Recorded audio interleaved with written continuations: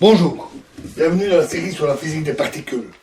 Alors, l'identité que nous avons vue pour gamma à la fin de la vidéo précédente, pas la toute dernière pour gamma 2, celle précédente pour gamma, contient implicitement toutes les relations entre les fonctions de Green dans la phase de Goldstone et implique une série de théorèmes de basse énergie. Le fait que le modèle sigma linéaire et sa limite de Goldstone vérifie toutes les contraintes de l'algèbre des courants et la divergence non nulle du courant axial, même au niveau des termes de borne, suggère son utilisation au moins comme lagrangien phénoménologique, dans le même esprit que la théorie de Fermi pour les interactions faibles.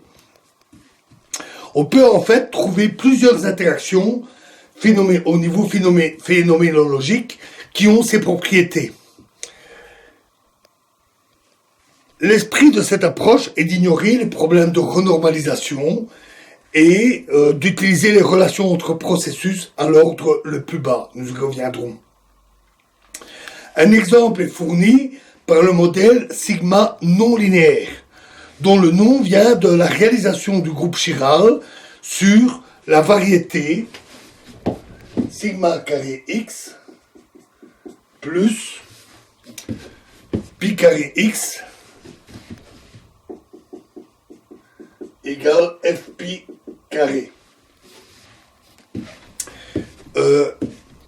qui s'exprime en sigma en fonction du champ de pion, et le lagrangien résultant s'écrit L égale 1/2 plus, 1/2 dpi carré plus 1/2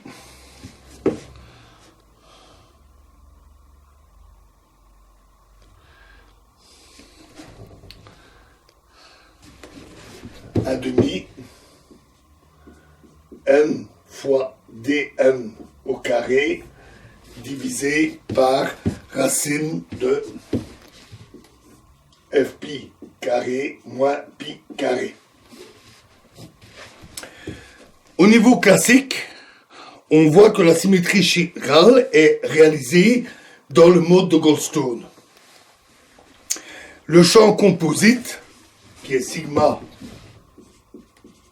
qui est égal à cette racine carrée, a une valeur moyenne non nulle, et le pion est sans masse. Même si cette théorie n'est en fait pas renormalisable selon les critères habituels dans l'espace-temps à 4 dimensions, elle a soulevé un grand intérêt pour les applications en mécanique statistique, où elle décrit la version continue du modèle de Heisenberg. Nous l'avions d'ailleurs vu, étudié avec le groupe de renormalisation dans l'étude des phénomènes critiques. Et de fait, de cette relation avec le groupe de renormalisation, elle a des liens avec la théorie des interactions fortes, nous reviendrons là-dessus.